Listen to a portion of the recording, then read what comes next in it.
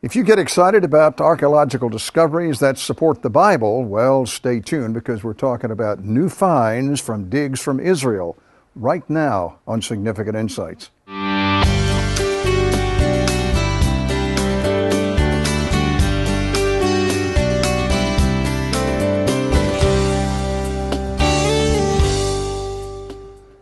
Hello and welcome to Significant Insights. Good to have you with us.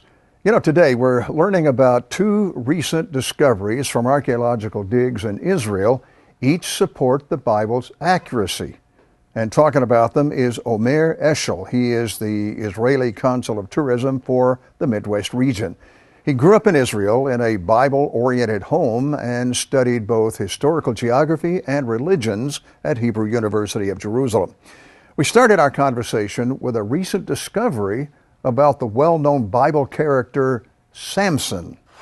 Someone, my son as a matter of fact, told me one time that, and he was at the dig for 2 seasons at Hatzor, but he said there are 3 kinds of archaeologists who go to Israel and who dig in Israel. He said one is the archaeologist who is trying to disprove the Bible. The other is the archaeologist who is trying to prove the Bible, the minimalist and the maximist. Mm-hmm. And he said, and then there's the archaeologist who just digs and allows the dig to speak for itself. And he said in Hatzor, as we're going to talk about in a minute, he said that was kind of the archaeologist who was there. He allowed the dig to speak for itself. And the evidence, strong evidence, was pointing toward biblical... the maximalist. Biblical mm-hmm. authority. But there's some things going on today, and one of the things that, among some of the interesting archaeological discoveries, is what is being called Samson's seal. Mm-hmm. Talk about that, because that's really very interesting. Well, Samson's seal was found in the ruins of a city called Beit Shemesh. If we turn to the book of Judges, I got to be honest, in terms of the maximalist and minimalist, I'm more towards the maximalist. I'm more with, if anything happens, I run to the good book to see where I can find it, if it's there. Yeah. So just to be honest here with our audiences. So about half a year ago, in the town of Beit Shemesh, which Beit Shemesh is situated actually as the border town between the tribe of Judah and the area that was controlled by the Philistines. Now we're talking about the 11th century BCE, time of Judges. This Samson, this seal, is a picture of a man fighting against a huge animal, holding it by its throat. Now, you can say, how from this do you understand that this is Samson's seal? And again, I try to put my maximalist views aside. And let's try to understand piece by piece, evidence by evidence, what we're looking at. This seal was found in the town of Beit Shemesh. We all know from the good book that Samson, the son of Manoach, came from a place called Tzorah, which was a suburb of Beit Shemesh.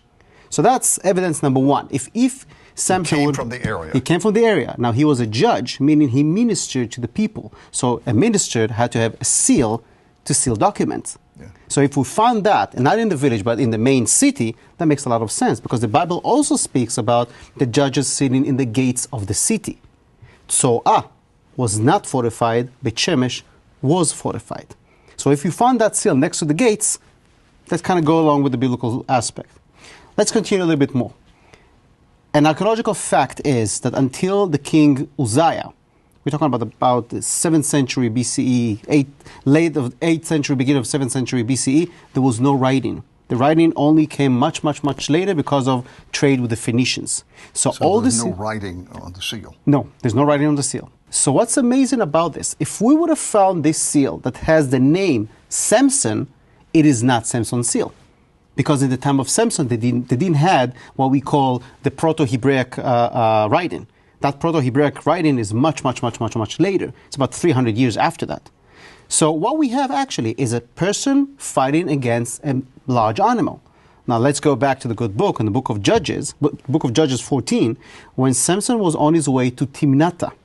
Timnata is about 3 miles down the road from Beit Shemesh. He was on his way to meet his second wife before Delilah. So on the way, the Bible tells us a story that he met a lion, and he held it in the throat and opened him. He actually killed the lion by himself, and then there was a beehive inside the carcass of the lion. And from there he had the riddle that he asked the Philistines.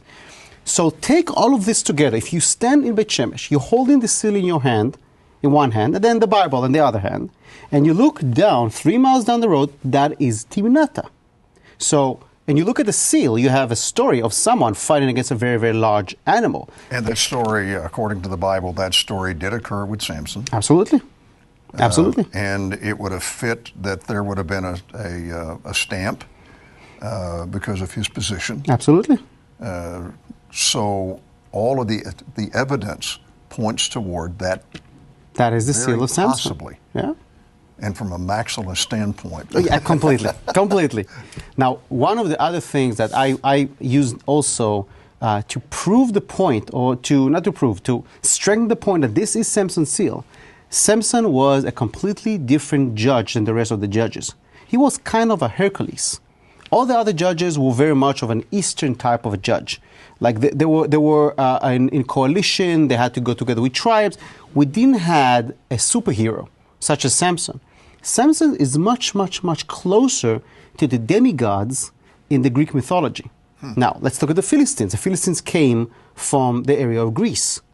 So Samson actually, his figure was more towards the Philistine than it is to the Hebrews. So that seal that was found is probably by someone saying, you remember that superhero who killed the lion? This is his seal. Why? Because we come again to what we said at the beginning. Beit Shemesh was the border city between the Philistines and the Hebrews.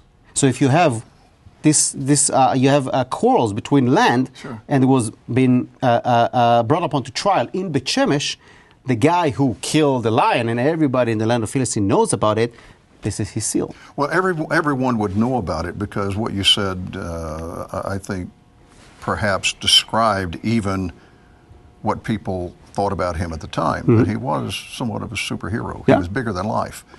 And so it wouldn't be surprising at all if there were a number of coins stamped that have not been found Absolutely. that would have one of his exploits, because during that period of time, he was in a very unusual personality. Absolutely.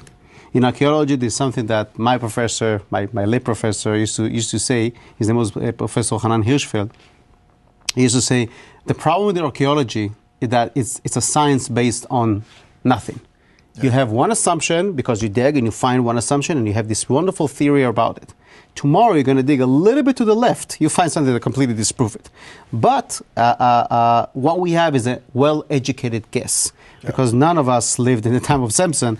This is the best we can get. Is that among the experts in Israel today? Is that a fairly popular conclusion? Yes, the seal, absolutely.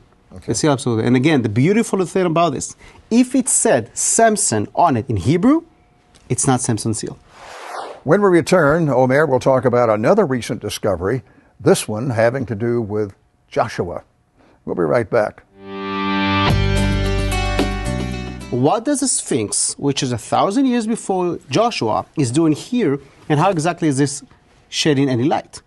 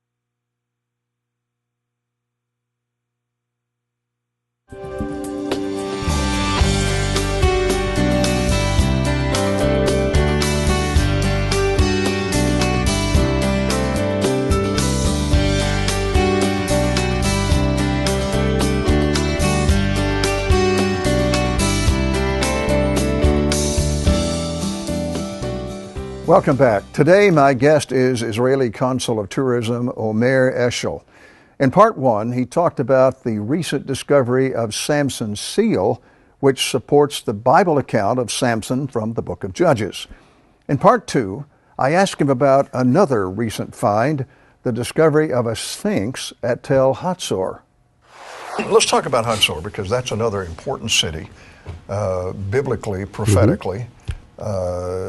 In the Old Testament, it says that that city will never be revived. But there, in another location, there is an active city, but on that site, there's nothing except an archaeological dig. That's true. Why is that such an important dig? When you look at the Bible, when Joshua enters with the children of Israel, the biggest enemy that he encountered was the king of Hatzor. The Bible specifically says that Hatzor was the largest city or the largest state in all of the land of Canaan. Now, when one reads the Bible and he thinks the land of Canaan is actually a country, it was not. It was actually, when you say the kings in the Bible, they are king of one city. So when you have an alliance, like the Battle of Abraham against the 5 kings, when you have an alliance, the alliance is not of countries, it's not like the United Kingdom, it's a few cities together. So for example, it's going to be the king of Aurora, the king of Chicago, and the king of Naperville forming an alliance. That's about the same thing. Now imagine Joshua is standing in front of the largest, most significant city of all the kingdoms in the land of Canaan. The Bible specifically says that. He is so afraid that he actually turns to the Lord and he said, how will I prevail? And the Lord tells him, that's in Joshua 10, the Lord tell him, don't worry about them. You have my back, don't worry about it, you will prevail. And Joshua burned Hatzor to the ground. And the Bible specifically emphasized the fact that Hatzor was the largest city. It's the only time you see that in the Bible, because they want to show, again, it wasn't just a mere small battle. It was a humongous battle against the most fortified city in all of the land of Canaan. When you go to that site, and we've taken people to that site, you just see a very small portion of what that city was. But you have a major city. Today, in fact, for the last, decade or so, a couple of decades perhaps, there have been digs on that site. And I know when my son Jeff was there, they were looking for a library. Mm-hmm. But recently, something else has been found. And by the way, the archaeologist on that dig was an archaeologist who let the site speak for itself. Yeah. But they found a burn period. Mm-hmm. They found some other artifacts that basically what they said was this corresponds with the time of Joshua. We're not saying that this was that the Bible was true in this. However, the evidence and building evidence continues to speak to biblical accuracy. Now they've found something else that even goes a step further, and that's the base of a sphinx in Hatzor. Now, talk about that. What's amazing about this space? You're absolutely correct. They found the burnt ash. Mm-hmm. So the easiest way to do it today is what we call the carbon-14 examination, an isotope of carbon-14. You examine the life expectancy of an organic material. And if you look at, if there is a mathematical way to do this, we're not going to tire our audience how it's done, but you can roughly say to a proximity of about 50 years which date was this artifact cease to exist. So when you look at that burned ash, it takes us all the way back to the time of Joshua. So we're talking about the 13th century BCE. Now, on top of that is beautiful, but it still doesn't mean that Hatzor was the most important city of all of the land of Canaan, because as you just said, it's a pretty small site. That Sphinx, there's a Sphinx, which is 1,000 years before Joshua, is doing here, and how exactly is this shedding any light? Well, the Bible said that Hatzor was the greatest kingdom of all the land of Canaan. If you have a gift from a major king, the king who made the Sphinx was long gone. His follower is the one who brought the gift as an offering of appeasement, or offering of diplomatic gift, the same way as I give a gift today to a different consul. It's the same thing. Or if, just for our audience to understand, in 2,000 years from now, if someone's going to dig in a ruined area with the name Paris in France and will find a gift from Barack Obama. Yeah. It's exactly the same thing. Statue of Liberty. Statue of Liberty, Yeah. exactly. But the most amazing thing about this, so we understand that Hatzor was a great city because they got that great gift. But that great gift was found ruined, smashed, inside that thick layer of ash dated to Joshua. Wow. So basically, we have an evidence of the violent destruction of Hatzor, including the diplomatic gift. And Joshua would have destroyed Absolutely. the Sphinx because it was pagan. There you go. And don't forget, Joshua actually led the Israelites who saw Sphinx like that all the time because they have built it. They were the slaves in Egypt. So when he saw something like that, of course, it has to be destroyed. And again, that's a demigod. That's against the second commandment. So all of this put together with the carbon-14 examination and the layout of the land and the entire story behind this, it is safe to say, again, from a maximalist point of view, that this Sphinx is a very hard evidence that Hatzor was the most important city of all the land of Canaan, and that's why the Bible speaks so highly of Joshua being able to destroy that city. The same way as I give a gift today to a different consul. It's the same thing. Or if, just for our audience to understand, in 2,000 years from now, if someone's going to dig in a ruined area with the name Paris in France and will find a gift from Barack Obama. Yeah. It's exactly the same thing. Statue of Liberty. Statue of Liberty, Yeah. exactly. But the most amazing thing about this, so we understand that Hatzor was a great city because they got that great gift. But that great gift was found ruined, smashed, inside that thick layer of ash dated to Joshua. Wow. So basically, we have an evidence of the violent destruction of Hatzor, including the diplomatic gift. And Joshua would have destroyed Absolutely. the Sphinx because it was pagan. There you go. And don't forget, Joshua actually led the Israelites who saw Sphinx like that all the time because they have built it. They were the slaves in Egypt. So when he saw something like that, of course, it has to be destroyed. And again, that's a demigod. That's against the second commandment. So all of this put together with the carbon-14 examination and the layout of the land and the entire story behind this, it is safe to say, again, from a maximalist point of view, that this Sphinx is a very hard evidence that Hatzor was the most important city of all the land of Canaan, and that's why the Bible speaks so highly of Joshua being able to destroy that city. You know, Israel is a fascinating place to visit. There's just simply no place with more history and significance to Christianity than the Holy Land. And I would encourage you, if at all possible, to try to plan a trip there some point in your life. You'll never regret it. And you can find out more by checking out the website goisrael.com. When we return, Pastor Miles Weiss has some final thoughts on Israel. We'll be right back. There is a concurrent blessing that has been taking place between Israel, the Jewish people, and the church since the turning of the 19th century. In 1867, when Mark Twain went to Israel, it was so desolate that he came back and wrote in An Innocent Abroad, there's nothing there.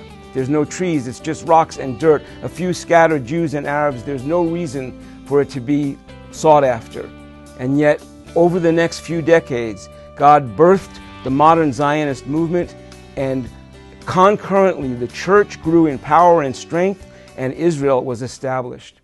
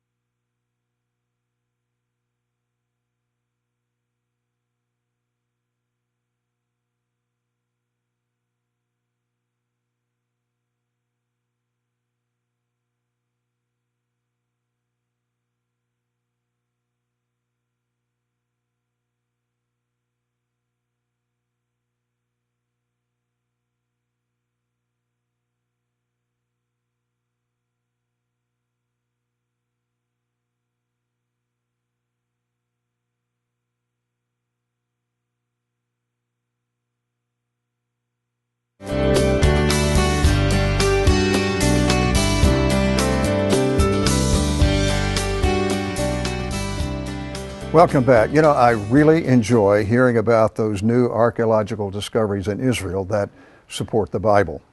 Israel is a country rich in heritage for Christians and Jews. And today, Pastor Miles Weiss of Beth Shalom Congregation in the North Bay area of San Francisco has these final thoughts on the relationship between the country of Israel and between Christians and Jews.